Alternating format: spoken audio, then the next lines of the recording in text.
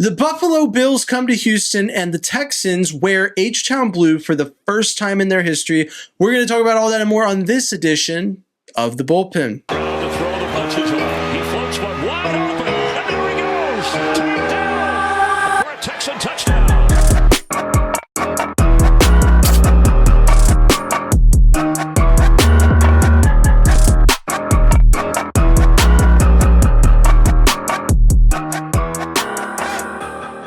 Hello and welcome to The Bullpen. I am James Roy, and as always with me is Tom Chavarria. Tom, how are you doing today?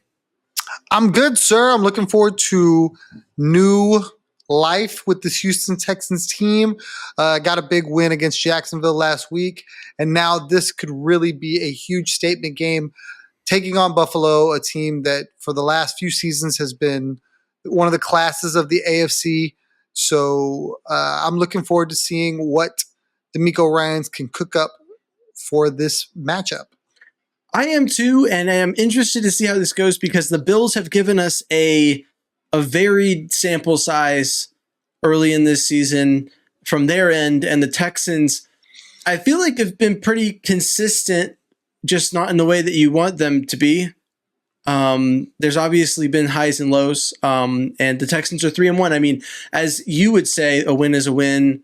As I would say, I'm thankful for these wins, but I'd really like to see them do better. And what better opponent than the Bills for that to happen against, I should say. But I will kick off right into the offense. What do you think this Bills defense poses to CJ Stroud, specifically with Von Miller not playing this week? I really think they're going to try to make him find holes in zones. You know, they play a lot of too high defense. So it's really going to be about how patient CJ can be and not forcing, to one wide receiver or another. I think he's really going to have to take what Buffalo is going to give him. And I think it's going to be really important to run the football to help alleviate some of that with respect to the pass game. Yeah, we already have news that Tank Dell is likely to play this week. And, Joe Mixon practiced on Friday last week, did not practice early in this week, but I would say of the two, Joe Mixon's probably the one I'm looking towards as being the more important addition. Granted, that all depends on the O-line getting right, which has been the theme of early in the season. But I think that the return of Tank Dell and Joe Mixon coming back, hopefully, should set this offense up to perform well and should set CJ up for success because it'll force the Bills to adjust to a run game that is serviceable, which has not been necessarily the case for the Texans so far this season outside of the first game of the season. When we look at this Texans offense and we look at the Bills, it's hard not to talk about Stephon Diggs when you're talking about this matchup. The Texans used him in their graphic. I think that everyone is well aware that is the show, the storyline surrounding this matchup is the Stephon Diggs revenge game, or I guess in Buffalo, the revenge on Stephon Diggs game. How do you feel that narrative plays into this game, specifically as it pertains to Stephon Diggs' performance on offense?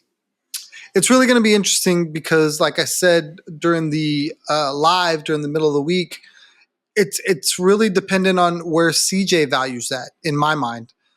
Stephon Diggs can want to do all the things against his former team and want to show them the mistake they made by moving on from him. But that only plays out if CJ Stroud is committed to, forcing him the ball a little bit to really, really showcase Stephon Diggs, as opposed to what we've seen from CJ where he has spread the ball out to any open receiver, regardless of name or, who you played for before or anything like that. So if Tank Dell is going to be left, unchecked and unmarked, CJ will go to him. I think everybody assumes he will try to find his favorite target so far in Nico Collins. It just depends on what's, the game plan within the game, I guess, because obviously Bobby Sloak's got to call those routes up too, right? So he may want to not use him as a feature. He may want to decoy him, something like that. I got to believe Buffalo is going to expect a big game from Stephon Diggs. Yeah, and looking at this narrative, I think it mostly centers around Stephon Diggs and Josh Allen, especially with Allen's recent comments about playing with players that don't care about statistics. As far as Diggs goes, I can only say that he's been pretty, I don't know, he's not necessarily trying to stoke that fire with his comments on the matter. But I would equate it to, it's very similar to like the Manning brothers, the Watt brothers, in terms of the fact that like it seems like every major sibling rivalry in the NFL is two players that play on the same side of the ball. So we never really get that direct matchup. It's not like it's actually going to be Stephon Diggs versus Josh Allen. And especially in this one, with one being a quarterback and one being a receiver, realistically, the battle is CJ Stroud versus Josh Allen. If we're looking at the offenses battling for who looks better, but at the end of the day, as we both know, they will never be on the field at the same time as each other. So it's hard to see that narrative play out in a head-to-head sense. And we felt that when we watched the Texans play the Vikings with Stephon Diggs, having a good game and it not really mattering because the battle between the Texans and the Vikings just did not go very well for the Texans. As I don't know why I'm dwelling on that. I don't really want to talk about it, but I mean, I guess, yeah, there it is. I said it. But looking at obviously the main show for the Texans on offense, at least, is the offensive line in terms of what needs to be better and what is probably going to make or break this team in a very important matchup. We've had plenty of discussions about how elite teams, Super Bowl, caliber teams will find a way to win. That's been D'Amico and what he has preached. But in wins, the offensive line more times than not has been the problem. So what do you think D'Amico needs to do this week? What do you think, what is like, there's obviously not a quick fix to it and it's been a consistent problem, but what are your expectations of the offensive line going into what is probably our earliest look at a very marquee matchup that could very well take place in the playoffs? I really hope we're not talking about it next week. I mean, that's the hope, right? I think kind of like an official, an umpire in baseball, the best ones are the ones you're not talking about. When you're not talking about the offensive line being a deterrent from being able to move the football, I think that's the hope. However, I think there's so much that needs to happen for the offensive line to really get to that point. I expect there to be some of the pre-snap stuff. I expect there to be some offside stuff. I think that's just the nature of the game in general. You're going to get some. I think you would hope that they would improve on some of these numbers instead of 11 penalties a game, maybe just 5. How about that? Let's cut in half. Little by little, just kind of dwindle it down. I believe if the Texans can do that, I believe if the offensive line can be cleaner, that it definitely bodes well for their ability to score points. I agree with you, and I think you hit the nail on the head that it realistically is cutting down the total number of penalties. 10 to 5, I think, is an ideal way to look at it. As an offense, or I guess a team that has averaged 10 penalties, there's no other team that's averaging double-digit penalties, unless, of course, you use the rules of math and round up, because I think there's like a 9.8 or something like that. But the Texans are literally averaging 10.0 penalties per game. And I guess seeing some discipline show in this team when it matters. Because like you have everyone who's like maybe making a case for like, oh, it's just early, we got those wins and that's what matters. And to an extent, I can agree with that train of thought, right? It is early in the season. We've spoken to how this offensive line is what was expected last season. We never really saw it together. This is like the longest stretch we've seen this same offensive line on the field. So maybe it's like a discipline and chemistry thing where maybe it'll come together with time. And I mean, what better time for it to come together than in this matchup with the Bills? Switching to the defensive side of the ball, first and foremost, Dylan Horton. Dylan Horton is back at practice this week. Huge for the Texans. I don't believe, based off my understanding of how that works, I don't believe he would be eligible to play against the Bills. I don't think they'll, him and Kurt Hinish return to practice. And that brings up an important point with Christian Harris, which is that if the Texans believed that Christian Harris was close to returning, he probably would have returned to practice this week. because they do get a 21-day window, I believe, on IR. But with Dylan Horton, it's different. He's physically unable to perform, or non-football injury list. I don't know. There could be different rules around that. But I just wanted to shout out him for recovering from non-Hodgkin's lymphoma, fully free and clear, and is now on a football field practicing again. That's huge. That's a big feat to do that. And I really hope and pray that he gets to a point where he's on the field and he's making a contribution in that position group. That would be really great to see. But let's start with his position group. It's been a topic of discussion that this particular position group is vital. I feel like I say that every week, because that's what we talked about all offseason, was that the pass rush was going to make or break this defense. And so far, it's been in and out. I mean, it's kind of like last year. You look at the advanced stats, this pass rush gets there. They're close to the quarterback at the throw, but they're not hitting the quarterback a lot before the throw. What do you make of the strategy here? I don't want to put words in your mouth, but I feel like we're probably looking at a similar game plan to what it looked like against Anthony Richardson and the Colts. How do you feel about this defensive front going into this game? I think that's a fair comparison. I really feel like the idea is going to be to keep him in, and by him I mean Josh Allen, in the pocket as much as possible. If he is going to scramble up through the middle to give guys a chance to really gang tackle, swarm to the football, as D'Amico Ryans loves to say. I think the fear is that you let him get outside, then he can extend plays. He can use his legs, or he can, we've seen him in recent weeks where he's ran all the way to the sideline, then turned the ball loose at the last second and found somebody uncovered. Not unlike what CJ Stroud does in a similar, scramble drill. It's just Josh Allen does it for big chunks. And I think that's one of the ways they're able to beat teams, is just to be able to extend plays. And you really hope that the Texans are able to have similar success with him the way they had with Anthony Richardson, my bad. I think that, making him a runner, if he must be, through the middle of the field is probably the way to go. I thought they did a really good job. A lot of people want to look at the sack numbers and really kind of point to those. But when you have a guy that's able to really challenge you with his legs, I think making him just be uncomfortable and not necessarily giving him an opportunity to scramble is way more valuable. Yeah, I have to agree with you. And if we can look at the times the Texans have played the Ravens over the past year, both to start last season and in the playoffs. And what we'll notice is that those games remained close for really long periods of time because of the Texans' defense's ability to limit what Lamar Jackson is. And I don't feel like it's weird to compare Lamar Jackson to Josh Allen. I feel like that's pretty much like what we're looking at. I'd say maybe Josh Allen has a more powerful arm. He's got a real cannon on him, but I think that's the strategy, is to kind of contain him. It would have been nice to have a Christian Harris back. I think that linebacker is that next level of coverage you have on that. And as good as Azeez Al-Shaair and Henry To'oTo'o have done, it probably would have been nice to have Harris for this game. Speaking of the linebacker group, so I looked at the numbers, and so far only one snap at linebacker has gone to someone who is not named Azeez Al-Shaair and Henry To'oTo'o, and that's Neville Hewitt, who that was the first time anyone took a snap that wasn't one of those two.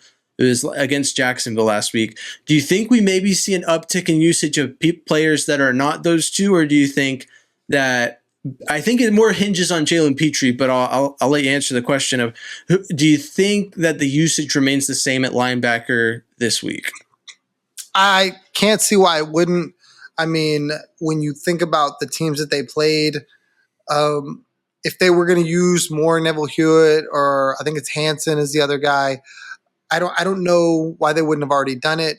I think they feel really comfortable with what they have in Jalen Petrie as kind of the third hybrid linebacker if you need him in certain formations. So for me, if it ain't broke, I don't see them fixing it. Clearly, they don't feel like those other guys off the bench are a upgrade from using Jalen Petrie in the box more. So we'll just have to see. I mean, I don't see any reason why they can't use Neville Hewitt, but I feel like D'Amico's really good about, sticking with what works. And to to that extent, like players too, like I see him lean into, his secondary. I've seen him lean into the edge rushers. You see some of those guys get a lot of snaps. Yeah, and that's why I kind of lumped Jalen Petrie in there, because that's really the next step of the question. I think we can both agree that as much as we talked about linebacker and the issues that could arise due to lack of depth, the perfect solution to a lack of depth is to just not use it. So kudos to Nico for overcoming that perceived problem. The linebacker group's been pretty unproblematic, but when you extend that to Jalen Petrie as the star safety who has been in the box, it still doesn't make the linebacker group problematic. It just raises the question of the Texans, by that same virtue, have only played Kamari Lassiter and Derek Stingley at corner. They have Miles Bryant, who's a known nickel. Jeff Okudah's been out, but they have other cornerbacks on the roster that could step in on coverage snaps, but it seems like they're pretty dead set on using Jalen Petrie. Do you think that eventually Jalen Petrie is going to grow into the role of, covering, because he's really excelled at the line of scrimmage and at stopping the run? Where the issue arises is sometimes when he is in coverage, it's not excellent coverage. But I don't know. How do you feel about Jalen Petrie and how he affects the nickel cornerback usage? I feel like they've already kind of tipped their hand. I think you've seen him on the field a ton, and I can't see a scenario where they're all of a sudden going to change and go in a different way, even though I am terrified of the idea of Jalen Petrie being in coverage with Dalton Kincaid, because I really feel like that's a matchup nightmare for the Texans. I don't know who or what is the answer there. I think if you're going to put a corner on him, he's just going to absolutely, be more physical. And then I think if you put a linebacker on him, he's just going to be more athletic. So Dalton Kincaid for me is the guy I'm like circling. Like that's a dude that could absolutely punish this defense. So it's going to be a tall task. I think Jalen Petrie is going to be asked to do some of that, and we'll just see how it plays out. Yeah, and so we talked on the live, and you kind of pointed out that speaking to obviously Dalton Kincaid's going to be a tough cover, but looking at the wide receiver room and how it compares to our corner room, Kamari Lassiter had his fair share of struggles this past week. I don't think it was anything that was exploited too hard, but he certainly looked a little bit more down-to-earth, rookie-like in last week's matchup at points. Do you think that will affect the Texans' ability to possibly start shadowing wide receiver ones? Particularly, I guess, Khalil Shakir would be the guy they'd be looking to cover like that. And do you think that maybe Jeff Okudah's return could affect that? Like, how do you feel about that situation? I was always concerned with the potential for Kamari Lassiter to struggle, just because it's a lot to ask. I mean, if you think about when Derek Stingley Jr. came on the scene, everybody was like, "Oh, number 3 pick in the draft, guy's gonna ball out," and he struggled early. Now, fast forward, guy's amazing. But we're talking about Jeff Okudah. Jeff Okudah was a high draft pick, struggled. I really feel like you need a couple of years in a system to really kind of find your sea legs as far as corners go. And so far, I don't think Kamari has done bad. I just think there's been certain instances like last week where if it's a good wide receiver and a quarterback can get him the football, he can make you look really bad. And I think Kamari was a little fortunate a couple times in earlier games where the quarterbacks weren't as good and they were able to get away with some things. I think he'll learn on the fly. I think that's the best option the Texans have. It's just for me, it's a little bit of a concern because it's nothing against him. It's just part of the growing pains of having a rookie corner. Yeah, I mean, rookies, you can look at it one way or another. Either they need to sit and learn behind another player, but usually you don't have the luxury of that. So at the end of the day, Kamari, in my opinion, throughout the offseason has shown as the best option the Texans have at cornerback 2. Whether that's due to poor planning or by design, who knows? But I mean, I think he's done really well for how inexperienced he is so far. And I think, like you said, he'll pick it up. Speaking to rookies, one more question before we get into our predictions. Jimmy Ward missed last week. I don't really fully know what his status looks like going into this week. But what did you think of Kalen Bullock last week, and how do you feel going into this week if Kalen Bullock has to continue? He did take 100% of the snaps alongside Eric Murray and Jalen Petrie on defense last week. I think Kalen Bullock's in a similar situation as Kamari Lassiter. I believe that eventually Kalen Bullock's going to be a stud. You've seen some really good ball hawking skills. I really feel like he plays center field real well for this team. I do concern myself a little bit with, when he's asked to do different coverages where you see him kind of getting over a little late in certain zones, things of that nature. I really don't know any better option. Jimmy Ward is the veteran, yes, but I think the natural skills that you're seeing from Kalen Bullock makes you think, look, I'm willing to deal with, a penalty here, or, maybe not deal with a blown assignment. You never want to deal with that, but understand it more from a rookie than getting a blown assignment from a veteran like Jimmy Ward. I know some people are like, man, he was out and I didn't even notice. But I do believe Jimmy Ward has value. For the people that are just like already off the reservation with him, you got to understand that's one of D'Amico's guys, and I think he will play hard for him. So it's important to get him back in the mix. I agree. I think that Jimmy Ward's value more so lies in as a culture setter, but I don't think him being off the field should be like I didn't even notice kind of thing, like, because that culture setting attitude doesn't just apply in the locker room. It's like he obviously has a skill set that's useful to this Texans team. And I mean, like we said, the rookies come through and they look a little inexperienced at times. And I think one of the big things that's benefited Kalen Bullock to this point has been actually having that veteran in front of him that starts, so that he can come in relief and still, kind of get that like Patrick Mahomes, Alex Smith kind of thing, Aaron Rodgers, Brett Favre kind of thing going on, and develop, while also getting the opportunity to play significant snap share. Now that we have talked about the game, that was rather abrupt, I'm sorry. But now that we have talked about the game, let's talk about our score predictions. I am genuinely interested to see what you are going to predict here, because I am still kind of undecided as to whether or not I'm giving the dub to the Texans or the Bills. Like, I'm going to figure it out on the fly once you've given your prediction. But what is your score prediction for this matchup against the Bills? So this is going to sound very homerish, and I really don't care. Okay, yeah. But at no point in time am I forecasting a Texans loss. Like, I can understand why I'm supposed to, and being objective, but I choose to see the lens of where the Texans can win every football game, and call it as such. And if they don't, I'll say, look, they were going against a good team, and if they do, hey, it worked out in our favor. But for me, I just feel like if I'm going to give a prediction for the Texans, I want to think of that prediction in a sense of how they can win the football game, and not just outline points on how they're going to lose it. Okay. Right. To that end, I believe it's probably going to be a high scoring game, just for the simple fact that I think Buffalo can score against this defense. Don't get me wrong. I believe the Texans can get stops too. I have a lot of respect for what Josh Allen can do.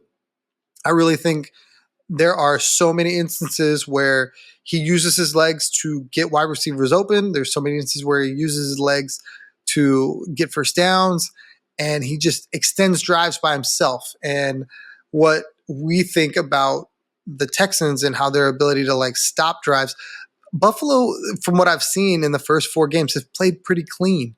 So if they're not going to be behind the sticks, well, then they're going to be pretty tough to stop.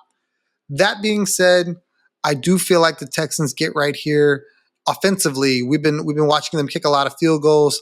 I think this is the game where you start seeing some touchdowns. tutties. Yeah.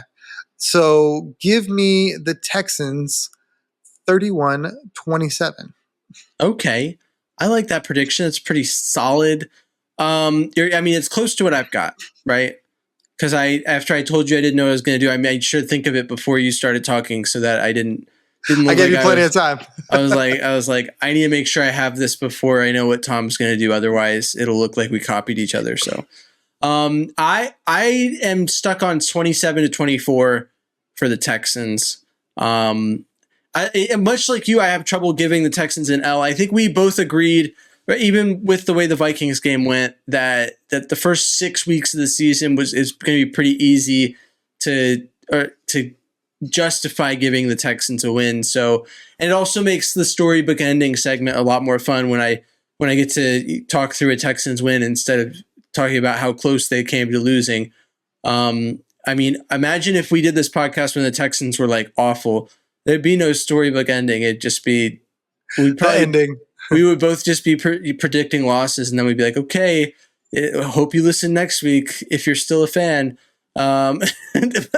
James would be like, and I turned the TV off in the third quarter after a 4th and 15. No, when did you turn the TV off, Tom?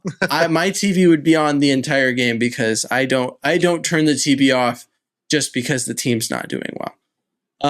And that's why I got to see that 4th and 20 conversion that gave us CJ Stroud. So what can I say? As far as the storybook ending goes, you know it's got to be Stephon Diggs. I mean, it's hard for it not to be. But I'll go a little earlier. This isn't going to be like a down to the wire kind of thing per se. So let's say that it's 20-17. The Texans are up, 10 minutes left in the fourth quarter, and they start driving. And they're running the clock out. They take 2 minutes off the clock, 3 minutes off, and they get down to the 40-yard line, 3rd and 12, and CJ Stroud drops back and hits Stephon Diggs on the most beautiful corner route you've ever seen and just catches him. He just takes it, runs through up and takes it to the corner, dives into the end zone, and the Texans go up 27-17 with 7 minutes left. And then the Bills put together a very beautiful drive, bring the game within 3, and then the Texans just sit on the ball for the rest of the game. So not the most stressful storybook ending I could have written. The score makes it look closer than it was. The Texans realistically had control of that game for the whole fourth quarter. So, yeah. When you said 27-24, I was sure I was getting a game-winning Kaimi, his whole name. His whole name. How do you say it? I don't know. Fairbairn field goal, 52-yarder for the win. That's what I thought I was getting. That's the easy route. I mean, but in my opinion, it's always got, in this case, it's got to be Stephon Diggs getting the call. So that was the way it made sense to go. And I don't know. I usually do one where it's like more stressful. I thought maybe this week I'll just give a prediction that's like, it looks like it could be stressful, but maybe it's not. So, oh well. Yeah, this has been the Bullpen. Thanks for tuning in. Tom, do you have any final thoughts before we bring this thing to a close? I need everybody to understand the Texans can lose this game and still be okay. I know what Twitter's going to look like if the Texans lose this game. Season's over. They stink. 3-2. What is this? This isn't a Super Bowl team. They cannot win a Super Bowl. The offensive line is trash. Tank Dell, he doesn't even show up. He's got 2 catches for 15 yards.